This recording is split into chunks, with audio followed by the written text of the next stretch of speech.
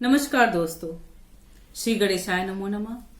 मैं आचार्य अंजलि सिंह ज्योतिष समस्या समाधान चैनल के माध्यम से आज मैं काल सर्प, जी हाँ, थोड़ा डर और थोड़ा सच दोनों लेके आई हूं कि क्या वाकई ये डर है या सच है। ये दोनों ही है। वास्तव में देखा जाए, जिसकी कुंडली में काल सर्प योग होता है वो व्यक्ति बहुत ज्यादा परेशान रहते हैं, हमेशा मानसिक चिंताओं से घिरे रहते हैं, भीड़ भाड़ वाली जगहों में उन्हें जाना पसंद नहीं होता है और बहुतों का तो ये यहां तक कहना रहता है कि हमें एकांत ही पसंद है। और रात में सपने भी इतने अधिक आते हैं। सपने कहीं पूर्वजों को होते हैं, कहीं सांपों के होते हैं, कहीं ऐसा लगता है किसी अंधेरी गुफा में चले जा रहे हैं। तो काल सर्प जातकों के साथ ऐसी दिक्कतें आती हैं, ये वाकई सच है। और डर क्या है? आज के टाइम में जब कोई भी व्यक्ति अपनी कुंडली किसी एस्ट्रोलॉजर के पास लेके जाता है तो वो तो सही मार्गदर्शन देते हैं। यदि कोई कर्मकांडी ब्राह्मण है, यदि उनके पास गए तो कहेंगे भाई इतनी हजार की पूजा कराइए, शांति कराइए, तब आपको लाभ होगा। तो व्यक्ति परेशान होके आते हैं, तब कहते हैं कि इसमें क्या ज्यादा अगर आंशिक रूप से है तो ये पूजा पाठ से शांत हो जाता है। यदि बिल्कुल है, डिग्री वाइज देखा जाए, काल सर्प योग ज्यादा प्रभावी है तो इसके लिए आपको शांति करानी पड़ती है और करानी भी चाहिए। काल सर्प के लिए अनेक भ्रांतियां भी फैली हुई हैं समाज में कि यदि कुंडली में ये इस तरह के योग बनते हैं तो आदमी उन्नति नहीं कर पाता है, ऊपर नहीं उठ पाता है, अच्छा जीवन नहीं जी पाता है, जो हर व्यक्ति की चाह होती है। परंतु ऐसा नहीं है। काल सर्प वाले जातकों की कुंडलियों में ऐसे ऐसे देखे गए हैं, कोई बहुत बड़े फिल्म स्टार हैं, क्रिकेटर हैं, बिजनेसमैन हैं, जो सफल अपना जीवन व्यतीत कर रहे हैं, उनको सब सफलताएं मिल रही हैं। तो बस थोड़ी सी सावधानी, थोड़ी सी जानकारी जो आपको सही हो और सही मिले, जिसका आप अनुसरण कर सके, जिससे ये काल सर्प की शांति हो सके। जी हाँ, लग्न में अगर राहु है और सप्तम में केतु है तो अनंत काल सर्प का निर्माण होता है, जिसमें परिवार से ज्यादा हानि रहती है, मानसिक अशांति बनी रहती है। द्वितीय भाव में राहु हो और अष्टम में केतु हो तो ऐसे में कुलिक काल सर्प का निर्माण होता है। ऐसे जातक रोजगार के लिए परेशान रहते हैं, व्यवसाय उनका अच्छा नहीं चलता है। तीसरे भाव में राहु है और नवे भाव में केतु है तो वासुकी काल सर्प योग का निर्माण होता है, जिसमें भाग्य से संबंधित जब भाग्य अपना ही रूठ जाए तो व्यक्ति को इतनी सफलता नहीं मिलती है। चतुर्थ में राहु और दसम में केतु हो तो शंखपाल काल सर्प योग का निर्माण होता है। ऐसे में जातक को घरेलू सुख कम मिलता है। पंचम में राहु और एकादश भाव में केतु होता है तो पद्म काल सर्प का निर्माण होता है। ऐसे में संतान संबंधी चिंताएं बनी रहती हैं। ऐसे जातकों को धोखा मिलने का योग बहुत अधिक रहता है। भाव में राहु हो और द्वादश भाव में केतु हो तो महापद्म काल सर्प का योग का निर्माण होता है। ऐसे में व्यक्ति का आत्मबल कमजोर होता है, सफलता कम मिलती है, वो अपना कोई भी काम सेल्फ जो भी उसको डिसीजन लेना होता वो नहीं ले पाता है।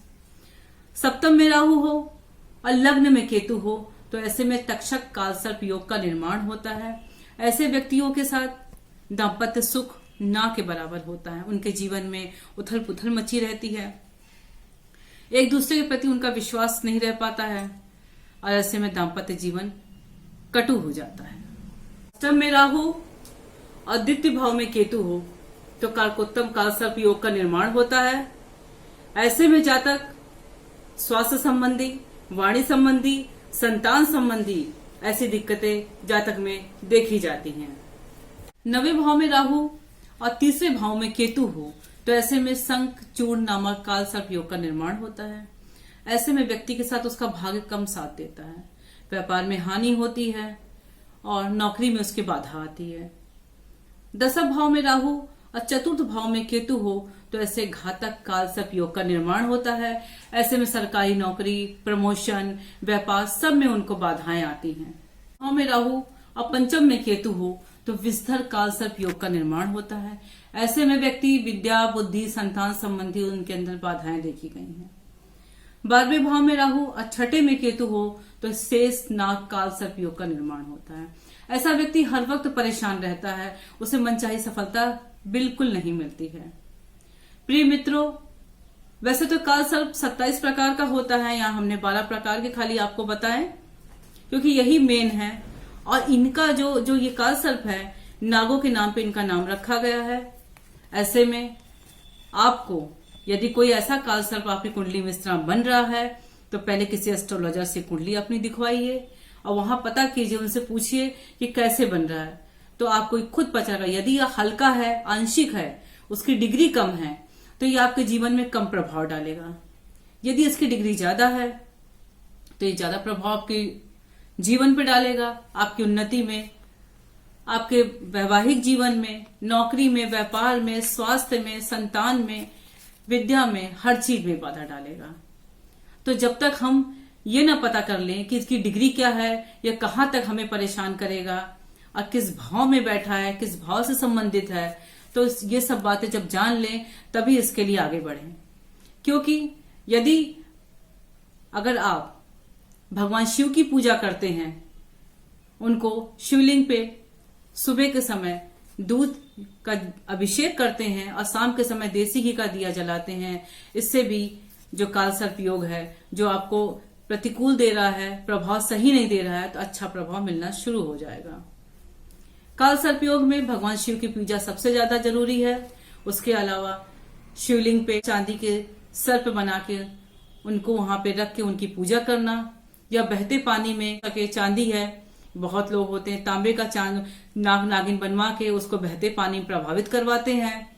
नाग गायत्री का स्तोत्र का पाठ कीजिए, नाग पंचमी के दिन व्रत रखिए, और उसके अलावा पीपल के पेड़ पे एक तांबे का नाग बनवा के पतला सा उसको 5 जगह कील से ठुकवा के, उसमें जब कील से जब ठुक जाएगा, वो पीपल के पेड़ पे उसमें फूल चढ़ाइए, कुछ मीठा चढ़ाइए, अगरबत्ती दिखा के उनका पूजन कीजिए। प्रभु से प्रार्थना कीजिए कि हे प्रभु, ये काल सर्प जो योग है, जो ये प्रभावी हो रहा है मेरे जीवन पे ज्यादा, इसका प्रभाव कम हो और मेरा जीवन सुरक्षित रहे, स्वस्थ रहे, सुख समृद्धि हमें मिले। ये ईश्वर से अपनी प्रार्थना कीजिए। इस तरह से आप करके आप काल सर्प के प्रभाव को कम कर सकते हैं। और इसके अलावा संभव हो सके तो आप नासिक जाके काल सर्प की शांति भी करा सकते हैं। बस आपको ये विशेष ध्यान रखना है कि जब कभी भी आप कुंडली दिखाएं, यदि कोई भी एस्ट्रोलॉजर या पंडित आपको बताते हैं कि भाई आपकी कुंडली में काल सर्प योग है, तो उसके लिए आप पहले पूरी जानकारी ले लीजिए कि किस भाव में बन रहा है, उसकी डिग्री कहाँ है, वो कितने तक घातक है, कितना परेशान में करेगा व्यक्ति को। जब सारी बात की जानकारी हो जाए तभी आप इस चीज को कीजिए। अगर यदि आपसे कहते हैं कि हाँ काल सर्प है, आप भगवान शिव की पूजा कीजिए, तो हाँ मित्रों, आप शिव की पूजा कीजिए। सुबह के वक्त भगवान शिव को दूध का अभिषेक कराइए, शाम को देसी घी का दिया जलाइए, बहते पानी में कोयला बहवाइए।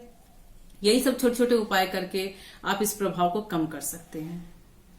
यदि आपको ये मेरा वीडियो पसंद आया तो लाइक कीजिए, शेयर कीजिए, सब्सक्राइब कीजिए। नमस्कार, धन्यवाद।